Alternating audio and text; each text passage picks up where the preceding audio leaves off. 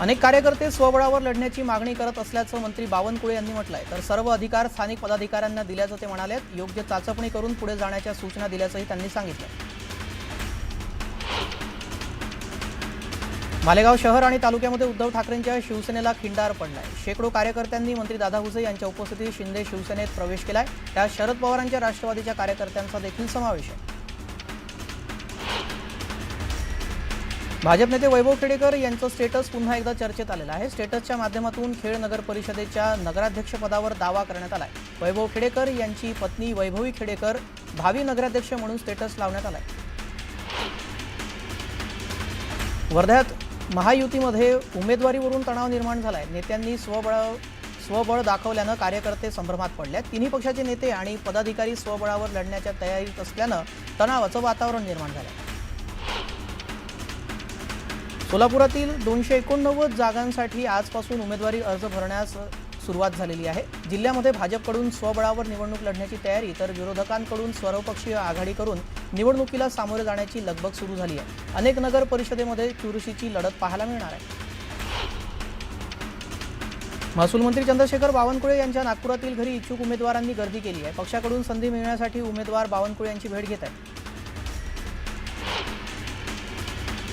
पालकमंत्री चंद्रशेखर बावनकुळे यांचं होमटाऊन असलेल्या महादुला नगरपंचायत निवडणुकीमध्ये भाजप स्वबळावर निवडणूक लढण्याच्या तयारीत आहे। महादुला नगराध्यक्ष आणि नगरसेवक पदासाठी भाजप स्वबळाच्या तयारीत असल्याची माहिती महादुल्याचे माजी नगराध्यक्ष राजेश रंगारी यांनी दिली। स्थानिक स्वराज्य संस्थांच्या निवडणुकीसाठी प्रहार देखील तयारी करत आहे। ईव्हीएम मशीनचा घोळ या निवडणुकीमध्ये नसला पाहिजे असं बच्चू कडू म्हणाले। निवडणूक आयुक्तांना नोटांची गड्डी मिळाली असेल, त्यामुळे सर्व गोंधळ सुरू आहे अशी टीका देखील त्यांनी केली आहे।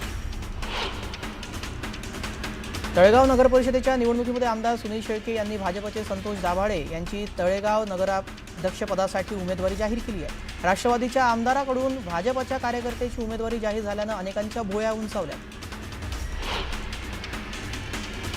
धनगर समाजाच्या आरक्षण आणि हक्कासाठी सातत्यानं लढा देणाऱ्या माजी मंत्री बाळासाहेब धोडतले यांनी स्थापन केलेल्या यशवंत सेना या पक्षाला अखेर राज्य निवडणूक आयोगाची मान्यता मिळाली आहे। या पक्षाचे उद्घाटन अहिल्यादेवी होळकर यांच्या जन्मगावी चौंडी येथे करण्यात आलं। यावेळी पहिला एबी फॉर्म अहिल्यादेवीच्या चरणी ठेवून पक्षाच्या कार्याची सुरुवातही करण्यात आली आहे। रोहित पवारांचे जमीन घोटाळे म्हणजे झाकली मूठ 1.25 लाखाची असं म्हणत ग्रामविकास मंत्री जयकुमार गोरेंनी रोहित पवारांना टोला लगावला।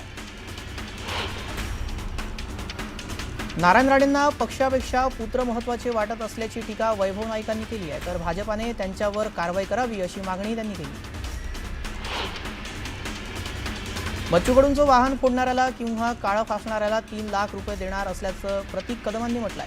कडूंनी विखेंचं वाहन फोडणाऱ्याच्या वक्तव्यावरून त्यांनी हे प्रति आव्हान दिलंय। अजित पवारांचा पराक्रम सर्वांनी पाहिला आहे। एक बाप मुलासाठी खोटं बोलतो असं म्हणत आमदार महेंद्र दळवींनी अजित पवारांवर टीका केली आहे।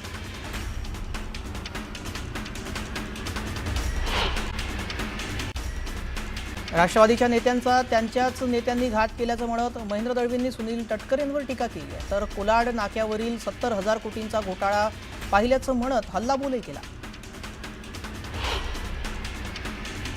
बीडच्या परळीत राष्ट्रवादीचे नेते धनंजय मुंडे यांना ऐन नगरपालिका निवडणुकीमध्ये धक्का बसलाय। परळीचे माजी नगराध्यक्ष दीपक देशमुख यांनी राष्ट्रवादी काँग्रेस शरदचंद्र पवार पक्षात प्रवेश केला।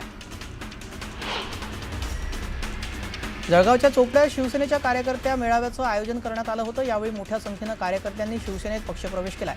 दरम्यान कार्यकर्त्यांना निवडणुकीच्या कामाला लागण्याच्या सूचना देण्यात आल्या।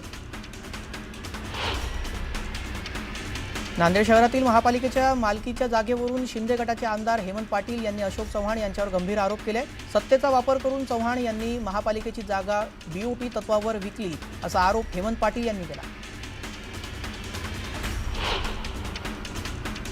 सांगलीच्या मिरजमध्ये एका शेतकऱ्याने 3 वर्ष जुन्या द्राक्ष बागेवर कुऱ्हाड चालवली। अतिवृष्टीचा फटका बसल्यानं शेतकऱ्यानं हवालदिल होऊन द्राक्ष बाग उद्ध्वस्त केली।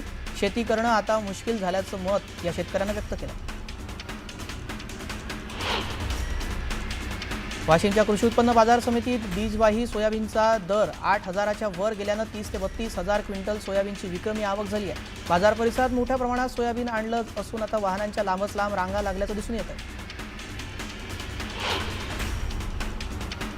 चंद्रपुरात वनविभागाकडून व्याघ्र दर्शनाची सोय केली जाणार आहे, तर टायगर सफारीचंही आयोजन केलं जाणार आहे। यासाठी वनविकास मंडळाला जबाबदारी देण्यात आली आहे। बीडमध्ये शिरूर कासार शहर बंदची हाक देण्यात आलेली आहे। मनोज जरांगेंच्या हत्येचा कट रचणाऱ्यास सुपारी देणाऱ्यांना अटक करा अशी मागणी यावेळी करण्यात आली आहे। साताऱ्याच्या मलवडी गावातील राधा नावाच्या म्हशीची गिनीज बुक ऑफ वर्ल्ड रेकॉर्डमध्ये नोंद करण्यात आलेली आहे। जगातील सर्वात कमी उंचीची म्हैस म्हणून राधाची ही ओळख आता जगासमोर आली आहे। नाशिक जिल्ह्यामध्ये थंडीच्या कडाक्याला सुरुवात झाली आहे। यावेळी निफाडचा पारा 9.5 अंशावर पोहोचल्यानं नागरिकांनी शेकोटीचा आधार घेतल्याचं दिसतंय।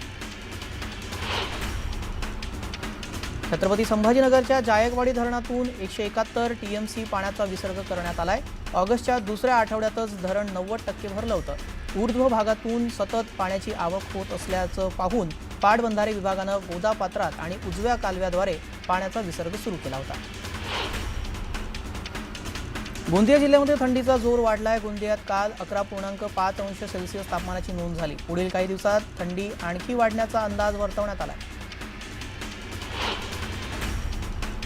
नाशिक येथे यंदा होणाऱ्या कुंभमेळ्याच्या पार्श्वभूमीवर भाविकांच्या सोयीसाठी जळगाव नाशिक विमानसेवा सुरू करण्याबाबत प्रयत्न सुरू असल्याची माहिती समोर येत आहे। जळगाव आणि नाशिक येथील दोन्ही विमानतळ कार्यरत असल्यामुळे ही सेवा तांत्रिकदृष्ट्या शक्य असून सध्या प्राथमिक स्तरावर याबाबत हालचाली सुरू आहेत।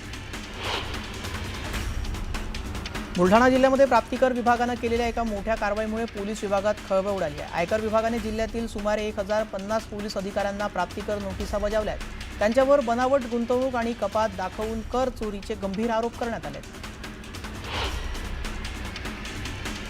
नाशिक येथे यंदा होणाऱ्या कुंभमेळ्याच्या पार्श्वभूमीवर भाविकांच्या सोयीसाठी जळगाव नाशिक विमानसेवा सुरू करण्याबाबत प्रयत्न सुरू असल्याची माहिती समोर येत आहे। जळगाव आणि नाशिक येथील दोन्ही विमानतळ कार्यरत असल्यामुळे ही सेवा तांत्रिकदृष्ट्या शक्य आहे।